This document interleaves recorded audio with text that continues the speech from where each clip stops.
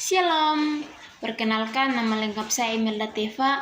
Saya mahasiswa semester 3 dari kelas C, mata kuliah, organisasi, dan manajemen. Di video ini, saya akan menjelaskan tentang turut membina Indonesia sebagai rumah bersama, peran gereja dalam politik di Indonesia.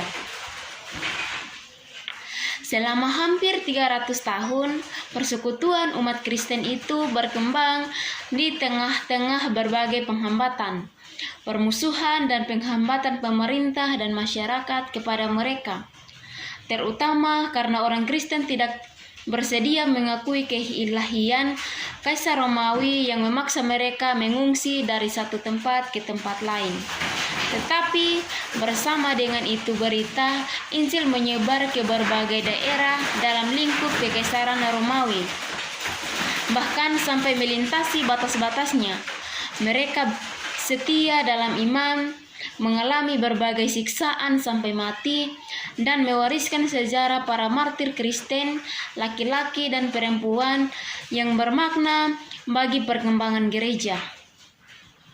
Kesetiaan iman dan persaudaraan kasih umat Kristen memperkuat posisi sosialnya sehingga penguasa Romawi tidak bisa menolak keberadaan agama Kristen. Memasuki Indonesia merdeka, gereja-gereja di Indonesia mempersiapkan diri menjadi gereja Indonesia, yakni gereja-gereja yang bersatu menjalankan panggilan pelayanan dan kesaksian dalam Indonesia, mengisi kemerdekaan Indonesia. Inilah esensi gerakan ekumene gereja-gereja di Indonesia, yang digagas mengikuti perjuangan nasional menuju Indonesia merdeka dan yang diwujudkan melalui pembentukan wadah-wadah keesaan gereja. Salah satunya adalah Majelis Kristen Indonesia bagian Timur yang dibentuk di Malino pada 17 Maret 1947.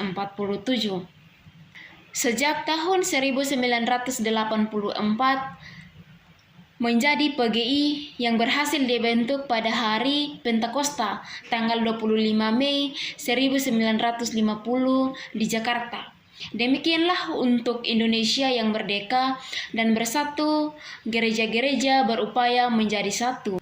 Gereja bukan sekedar lembaga ritual keagamaan, melainkan alat yang dihadirkan Tuhan di dalam dunia untuk kesaksian Injil Kerajaan Allah mengenai kasih, keadilan dan damai sejahtera Allah dalam Kristus. Karena itu, gereja terpanggil untuk melakukan transformasi kehidupan manusia pribadi maupun masyarakat. Gereja berfungsi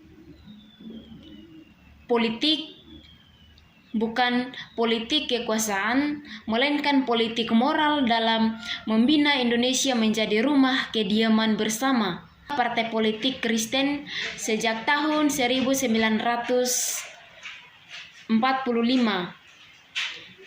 yang mengaku diri sebagai partai nasionalis, yaitu yang memperjuangkan kepentingan seluruh bangsa sesuai misi Kristen mengenai keadilan dan damai sejahtera bagi seluruh ciptaan.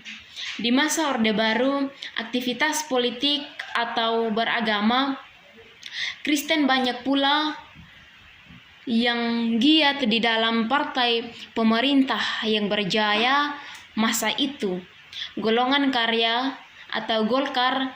Dan di masa Orde Baru pula banyak orang Kristen mendapat kepercayaan menduduki kepemimpinan dan kewargaan yang bertanggung jawab dengan visi kehidupan bersama yang memberi tempat pada kepelbagiannya. Itulah makna semboyan nasional Bhinneka Tunggal Ika. Politik Kristen bukan politik kekuasaan dan kepentingan, melainkan politik pelayanan dan keadilan bagi seluruh rakyat. Ini terkait dengan posisi gereja agama sebagai bagian penting dan penguatan untuk bersama-sama membina Indonesia sebagai rumah bersama. Politik Kristen seharusnya merupakan bagian dari pelaksanaan panggilan gereja melayani dunia dalam kerangka teologis kasih Allah kepada dunia melalui gereja. Ada 3 alasan untuk menolak pendeta berpolitik praktis menjadi caleg, menjadi tim sukses kampanye, caleg atau parpol, menjadi pengurus partai politik atau menjadi pejabat negara. Alasan pertama adalah panggilan menjadi pendeta adalah panggilan khusus yang terkait dengan penyerahan diri secara utuh untuk menjadi pelayan gereja Tuhan. Hidup dan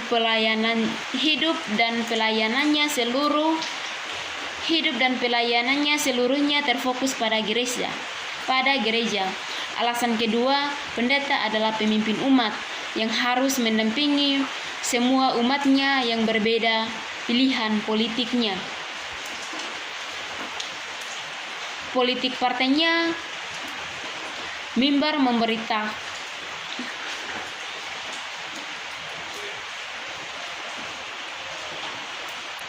secara politik partainya, mimbar pemberitaan firman Allah dapat menjadi mimbar kampanye. Perkunjungan pastoral berubah fungsi menjadi konsolidasi partai dan seterusnya. Ketiga adalah, kalaupun seorang pendeta mau berpolitik praktis, silahkan memilih menjadi politikus.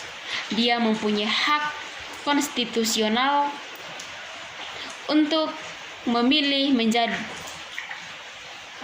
untuk itu sebagai warga negara, tetapi dia harus meninggalkan sama sekali jabatan dan gelar kependetaannya, tidak boleh merangkapnya supaya jangan mengabdi kepada dua tuan, yaitu kepada pemimpin gereja dan pemimpin parpol. Demikianlah video singkat dari saya tentang turut membina Indonesia sebagai rumah bersama, peran gereja dalam politik di Indonesia. Semoga bermanfaat. Terima kasih dan shalom.